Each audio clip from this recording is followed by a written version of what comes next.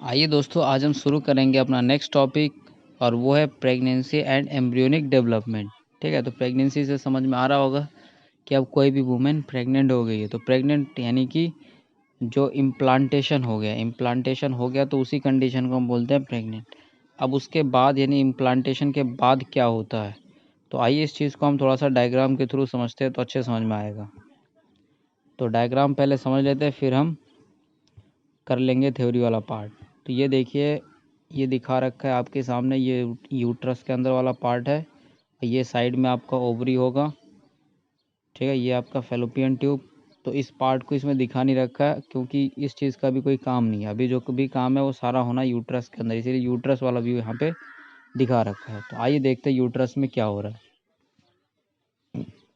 तो ये जो आउटर वाला लेयर, इस आउटर वाले लेयर को हम क्या बोलते हैं? ट्रोपोब्लास्ट। मैं थोड़ा कलर चेंज कर देता हूँ, ठीक है। देखिए, ये जो आउटर वाला लेयर है इसको क्या बोलते हैं? ट्रोपोब्लास्ट। ये तो ये फिंगर जैसा आपको कुछ दिख रहा होगा, इसको ये क्या है? ये सारा ट्रोपोब्लास्ट है जिसके ऊपर की कुछ फिंगर जैसे स्ट्रक्चर्स निकले हुए हैं। तो ये जो फिंगर जैसा स्ट्रक्चर निकला हुआ इसको हम बोलते हैं क्रोनिक विली। क्या बोलेंगे? Chronic Willie. ट्रोपोब्लास्ट में कुछ फिंगर जैसा स्ट्रक्चर दिख रहा होगा, इसको हम क्या बोलते हैं? Chronic villi. ठीक है, यानी ये जो भी दिख रहा है ये सारे क्या है? Chronic villi. अब ये क्रोनिक विली जो यूट्रस के साथ जब कनेक्ट होता है, यूट्रस के वॉल के साथ, इस वाले लोकेशन पे, तो इसको बोलते हैं प्लेजेंटा। इस वाले लोकेशन पे, ठीक है। तो ये क्या बना दिया आपका? प्लेजेंटा। क्लियर हुआ? फिर ये प्लेजेंटा आप देख पा रहे होंगे, यहाँ नीचे लिखा हुआ है अम्बिलिकल कॉर्ड।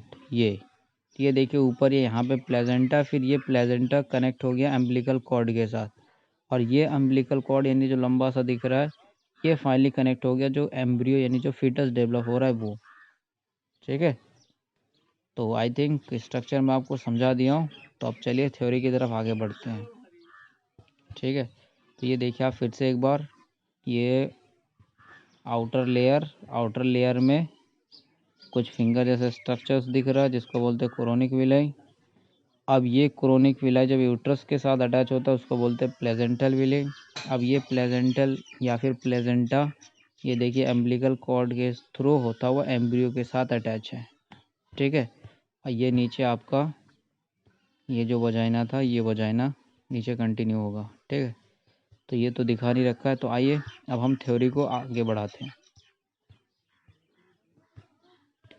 देखिए लिखा है after implantation finger like projection appear on the trophoblast. ठीक है, ट्रोपोब्लास्ट मतलब वही आउटर और इनर होता है, इनर सेल मास। क्लियर हुआ? तो उसमें कुछ फिंगर लाइक स्ट्रक्चर निकलता है जिसको अभी डायग्राम में दिखा दिया था, उसको बोलते हैं क्रोनिक विलिंग, जो कि surround which are surrounded by the uterine tissue and maternal blood. और ये जो क्रोनिक विली होता है ये सराउंड किया हुआ होता है यूट्रस की टिश्यू से और मदर की ब्लड से, ये घिरा हुआ होता है। तो आप अगर डायग्राम में भी देखेंगे ध्यान से तो देखिए चारों तरफ से ये ब्लड है, ये क्या है? ये ब्लड है ये। ठीक है, रेड रेड दिख रहा है, ये ब्लड से घिरा हुआ है। तो ब्लड से घिरा हुआ है। फिर कह रहा है the chronic villi and uterine tissue become integrated with each other and jointly form a structural and functional unit between developing embryo। और वो developing embryo कौन है? fetus and maternal body called placenta। Clear हुआ? तो वो जो uterus के tissue और ये विलो आपस में इंटीग्रेट होके जो फंक्शन यूनिट या फिर स्ट्रक्चर यूनिट बनाते हैं जिसको बोलते हैं प्लेजेंटा। अब ये प्लेजेंटा का देखिए काम क्या है? Supply to oxygen and nutrients to the embryo. ठीक है, यानी इसी प्लेजेंटा के थ्रू ही पहुंचता है आपका न्यूट्रिएंट एम्ब्रियो के अंदर। और क्या करता है? Removal of carbon dioxide and excretory waste material produced by embryo. और वो जो एम्ब्रियो है, एम्ब्रियो के अंदर जो भी कार्बन डाइऑक्साइड बनेगा और जो भी एक्सक्रीटरी बनेगा मतलब वेस्ट मटेरियल बनेगा, उसको भी बाहर निकलता है, वो निकालता है ये प्लेजेंटा के थ्रू। ठीक है, फिर कह रहा था placenta is connected to the embryo through an umbilical cord which helps in the transport of substances to and from the embryo। Clear हुआ कि ये जो प्लेजेंटा है, ये प्लेजेंटा कनेक्ट होता है अम्बिलिकल कॉर्ड के थ्रू किसके साथ, एम्ब्रियो के साथ, यानी प्लेजेंटा फिर एम्बिलिकल कॉर्ड फिर उसके नीचे आएगा एम्ब्रियो, ये एम्ब्रियो के साथ कनेक्ट होता है। और ये जो प्लेजेंटा ये क्या काम करता है, to and from the embryo, ठीक है, कि ट्रांसपोर्ट करता है सब्सटेंस, यानी कोई भी चीज़ अगर एम्ब्रियो को चाहिए तो वो इसी प्लेजेंटा उसके बाद एम्बिलिकल कॉर्ड से होता हुआ एम्ब्रियो के पास जाता है, या फिर वहाँ से कुछ निकलना होता है तो फिर embryo placenta embryo umbilical cord फिर प्लेजेंटा में आता है। ठीक है, फिर कह रहे placenta also acts as an endocrine tissue. तो अब वो जो हमने प्लेजेंटा देखा था, ये प्लेजेंटा एक एंडोक्राइन टिश्यू की तरह भी काम करता है। एंडोक्राइन टिश्यू मतलब जहाँ से कुछ हार्मोन रिलीज हो सकता है, और वो हार्मोन देखिए क्या है, and produce several hormones like human chorionic gonadotrophin, और इसका शॉर्ट फॉर्म है HCG, और ह्यूमन प्लेजेंटल लैक्टोजन। और ये जो प्लेजेंटा और कौन सा हार्मोन बनाता है, human placental lactogen, short form है HPL, और उसके बाद एस्ट्रोजन एंड प्रोजेस्ट्रॉन। क्लियर हुआ। In the later phase of pregnancy, a hormone called relaxin is also secreted by the ovary। ठीक है, तो ये हार्मोन क्लियर हुआ। Let us remember HCG, HPL and relaxin are produced in women only during pregnancy। कि ये जो भी hormone है, ये कौन कौन से, HCG और HPL और साथ में रिलैक्सिन, ये सिर्फ प्रेगनेंसी के टाइम पे ही रिलीज होता है और किसी टाइम पे नहीं हो सकता, क्योंकि प्लेजेंटा तभी बनेगा, अदरवाइज बनेगा नहीं। प्लेजेंटा नहीं बनेगा तो ये हार्मोन रिलीज नहीं होगा। In addition during pregnancy the level of other hormones like estrogen, progesterone, cortisol, prolactin, tyrosine etcetera are increased several folds in the maternal bloods. ठीक हुआ, तो ये जो भी हार्मोन्स है इनका भी लेवल बढ़ जाता है कुछ मात्रा में, कि जो मैटरनल ब्लड में यानी जो मदर की ब्लड में कुछ अमाउंट तक ये बढ़ जाता है इन हार्मोन का भी level. Increase production of this hormones is essential for supporting the foetal growth. और ये जो भी हार्मोन है ये क्या करता है, उस फीटल यानी उस बेबी की ग्रोथ में हेल्प करता है, सपोर्ट करता है। Metabolic changes in the mother and maintenance of pregnancy. और इस हार्मोन की वजह से कई सारे मेटाबॉलिक चेंजेस मतलब कई सारे केमिकल रिएक्शंस जो कि अच्छे होते हैं या कुछ ख़राब भी होते हैं, वो सारे चलते हैं जो कि प्रेगनेंसी को मेंटेन करके रखता है। क्लियर। मेटाबॉलिक मतलब हुआ कोई केमिकल रिएक्शन हो रहा है तो उसको हम बोलते हैं मेटाबॉलिक। अब मेटाबॉलिक में दो रिएक्शन आता है, एक होता है एनाबॉलिक और एक होता है कैटाबॉलिक। तो एनाबॉलिक और कैटाबॉलिक दोनों रिएक्शन चलते रहते हैं। एनाबॉलिक मतलब जैसे कुछ सिंपल से कॉम्प्लेक्स बनता है तो उसको बोलते हैं एनाबॉलिक, या कैटाबॉलिक का मतलब होता है कुछ कॉम्प्लेक्स का ब्रेकडाउन होकर सिंपल बनता है तो वो कहलाता है वो कैटाबॉलिक। ठीक है, तो हमें नहीं पता कौन से रिएक्शन, तो ये दोनों रिएक्शन बॉडी में होते हैं तो इसीलिए डायरेक्ट एक वर्ड बोल दिया मेटाबॉलिक। मेटाबॉलिक मतलब कैटाबॉलिक और एनाबॉलिक दोनों रिएक्शन चलते रहते हैं जो कि प्रेगनेंसी को मेंटेन करके रखते हैं। Immediately after implantation, the inner cell mass embryo differentiates। Clear हुआ। बाहर वाला लेयर क्या करता है, इम्प्लांट कर देता है। इम्प्लांट मतलब यो यूट्रस के वॉल के साथ जुड़ जाता है, और जो अंदर वाला सेल है वो क्या करता है, डिफ्रेंशिएट। क्या करेगा, डिफ्रेंशिएट। और उसके बाद क्या बनाता है देखिए, into an outer layer called ectoderm and an inner layer called endoderm. ठीक है, तो उसके बाद फिर क्या करेगा, डिफरेंशिएट करके एक्टोडर्म और एंडोडर्म बनाएगा। फिर जल्दी ही उसमें मीजोडर्म भी एक्टोडर्म और एंडोडर्म के बीच में बन जाता है, यानी 3 लेयर बना देता है, एक्टोडर्म, मीजोडर्म और endoderm. These 3 layers give rise to all tissues. या फिर ये कह लीजिए ऑर्गन्स इन एडल्ट। समझ में आती है? ये जो 3 लेयर बनता है, ये तीनों लेयर पूरे शरीर की टिश्यू या फिर कोई भी ऑर्गन है किसी एडल्ट में बनाती है। इट नीड्स टू मेंटेन और it needs to be mentioned here that the inner cell mass contains certain cells called stem। कि ये जो इनर सेल है, इस इनर सेल के पास कुछ सेल होता है, ठीक है, जिसको कि बोलते हैं स्टेम सेल। इनर सेल समझ में आ रहा है ना?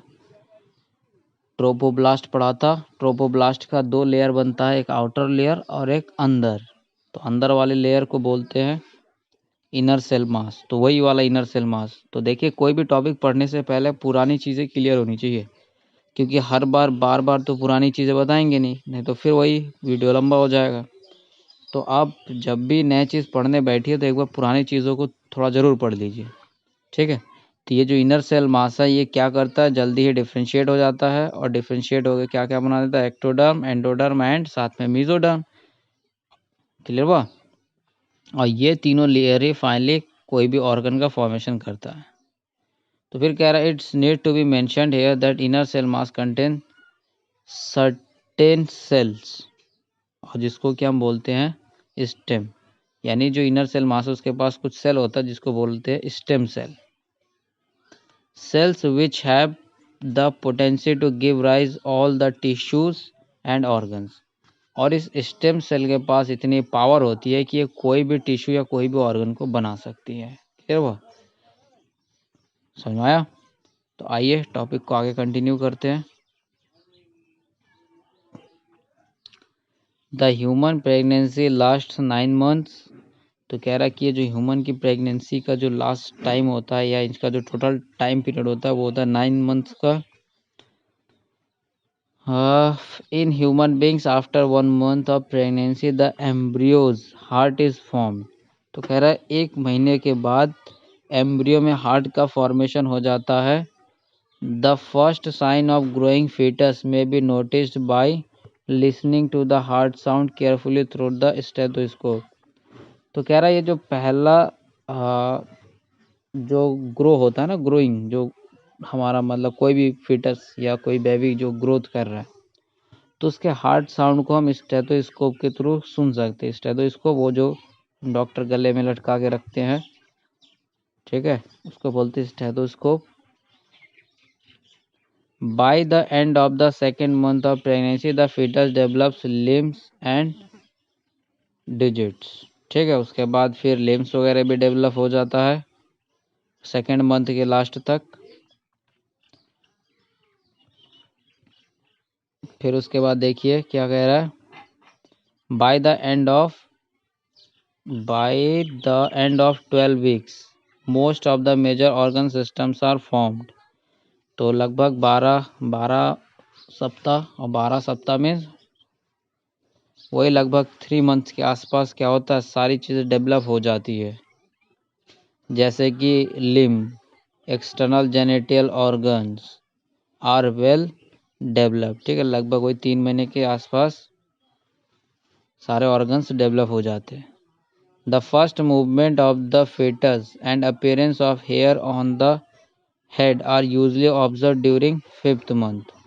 और हेयर का जो ऑब्जर्वेशन यानी हेयर दिखता है आपके 5 months पे। By the end of about 24 weeks, तो 24 weeks के आसपास में the body is covered with fine hair, यानी बॉडी पे भी कुछ छोटे छोटे हेयर्स आने लगते हैं। आईलिड सेपरेट, और जो आँखों की जो पलकें हैं वो तो पहले चिपकी हुई होती है, वो भी खुल जाती है। फिर आई लैशेस, यानी कि जो भौं, जिसको भौरी बोलते हैं, वो भी खुल जाता है, यानी वो भी बन जाता है उसके ऊपर, यानी जो हेयर्स होते हैं वो भी बन जाते हैं। By the end of 9 month of pregnancy the fetus is fully developed and is ready for delivery. तो कह रहा है 9 month तक आते आते फीटस पूरी तरीके से डेवलप हो जाता है, और डिलीवरी मतलब वो यूट्रस से बाहर आने के लिए तैयार हो जाता है। क्लियर हुआ? तो इस तरीके से ये टॉपिक भी हमारा ख़त्म हो गया। तो आइए नेक्स्ट टॉपिक की तरफ बढ़ते हैं, वो है पार्चुएशन एंड लैक्टेशन। क्लियर हुआ? तो देखिए दो जगह पे चेंजेस हुआ, एक तो आउटर लेयर पे और एक इनर लेयर पे। आउटर लेयर पे चेंजेस की वजह से आपका प्लेजेंटा बना, फिर उसमें अम्बिलिकल कॉर्ड, फिर इनर की वजह से एक्टोडर्म, मेसोडर्म, एंडोडर्म, और उसी से फिर ये सारा जो भी आपका डेवलपमेंट शुरू हो गया। फिर उसके बाद फर्स्ट मंथ पे हार्ट, फिर इस तरीके से आपको ये सीरियल थोड़ा सा याद रखना जितना दे रखा है, क्योंकि देखिए ये सारे टॉपिक बहुत बड़े बड़े टॉपिक है, समझ में, जो कि हम थोड़ी में ही पढ़ रहे हैं, और उतना अगर आप पढ़ने लगेंगे तो इंटरेस्ट को ज़्यादा आ जाएगा और हम सिलेबस से बाहर चले जाएंगे। ठीक है, तो उतना हमें नहीं पढ़ना है, हमें एनसीईआरटी को ध्यान में रखते हुए पढ़ना है, सिलेबस को ध्यान में रखते हुए पढ़ना है। क्लियर हुआ? क्योंकि आप सोचिए इसी चीज़ पे लोग एमबीबीएस भी कर रहे हैं। अब एमबीबीएस कर रहे हैं तो लोग 4 साल कुछ ना क्या करते होंगे, कोई ऐसा थोड़ी कि 2 लाइन पढ़ लिए, तो लोग इसके अंदर ही अभी बहुत सारी चीज़ें डिटेल में पढ़ते हैं। तो उतना डिटेल में हमें नहीं पढ़ना है, ठीक है, हमें सिर्फ ऊपर ऊपर जितना बुक में दे रखा है बस वही थोड़ी थोड़ी बातों को ध्यान में रखते हुए आगे बढ़ना है। क्योंकि ज़्यादा इंटरेस्ट लेके पढ़ेंगे तो आप बहुत ही डीपली चले जाएंगे, उतना डीप हमें नहीं चाहिए नॉलेज। ठीक है, हमें सिर्फ अपना एग्ज़ाम निकालना है, थोड़ा बहुत नॉलेज चाहिए। ठीक है, उतना नॉलेज जब फाइनली आप कोई डॉक्टर बनेंगे तो आपको मिल जाएगा। ठीक है, क्योंकि सिलेबस बहुत ज़्यादा है। अभी तो आपका फिजिक्स केमिस्ट्री भी होगा तो उसमें भी बहुत सिलेबस है, तो उतना आप कवर नहीं कर पाएंगे और ज़्यादा डिटेल में चले जाएंगे। तो एनसीईआरटी बुक को ध्यान में रखते हुए आप पढ़िए। ठीक है, चलिए आगे बढ़ते हैं। The average duration of human pregnancy is about 9 months. तो 9 मंथ का होता है which is called gestation period, और इस 9 मंथ को बोला जाता है गेस्टेशन पीरियड। फिर उसके बाद देखिए क्या होता है, vigorous contraction of the uterus at the end of pregnancy cause expulsion, या फिर इसी को बोलते हैं डिलीवरी ऑफ फिटस। तो कह रहा है इस 9 मंथ जैसे कंप्लीट होता है उस टाइम पे एक बहुत ही तगड़ा कॉन्ट्रैक्शन डेवलप होता है। और ये कॉन्ट्रैक्शन कौन सा मसल करवाता है, याद करिए, जब हम शुरुआत में पढ़ रहे थे, याद आया, यूट्रस का जो मिडिल वाला लेयर था वो, और वो मिडिल लेयर कौन है बताइए, मायोमेट्रियम। ठीक है,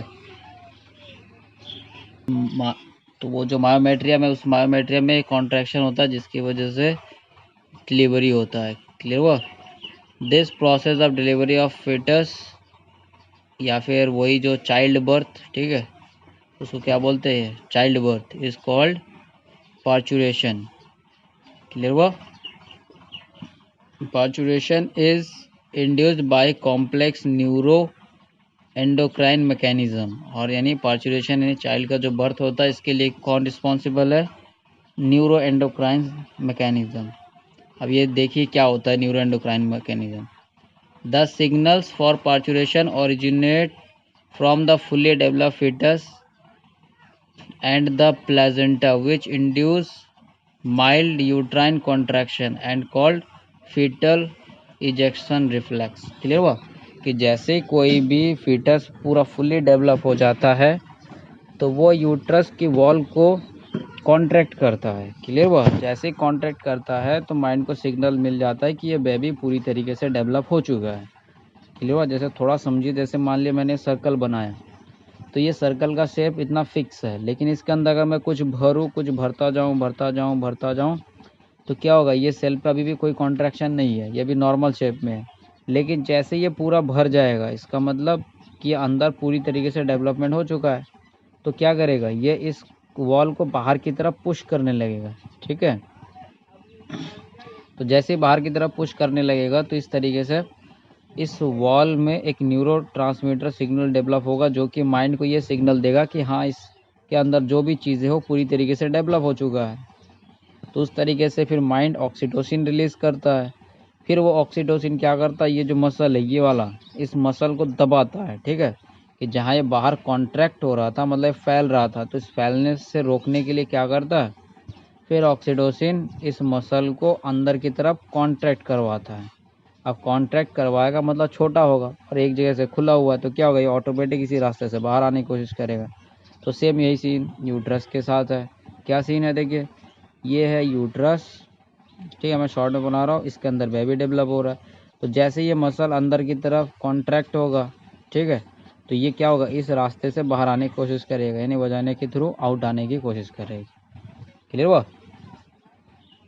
तो देखिए, parturition is induced by complex neuroendocrine mechanism. This the signals for parturition originate from the fully developed foetus and the placenta, और इसके थ्रू क्या होता है, फीटल इजेक्शन मतलब वही बाहर निकालने का एक रिफ्लेक्स डेवलप होता है। रिफ्लेक्स एक्शन पढ़ा होगा आपने, तो रिफ्लेक्स में यही होता है। This triggers release of oxytocin for the maternal pituitary. और ये जो रिफ्लेक्स यानी ये जो मतलब एक डेवलप हो रहा है ना, देख रहे हैं आप यूट्रस के अंदर, तो ये जो भी कॉन्ट्रैक्शन वगैरह जो भी डेवलप हो रहा है, तो इसकी वजह से ऑक्सीटोसिन रिलीज होता है, जो मदर की जो पिट्यूटरी ग्लैंड है वहाँ से रिलीज होता है oxytocin. Oxytocin acts on the uterine muscle and cause stronger uterine contraction.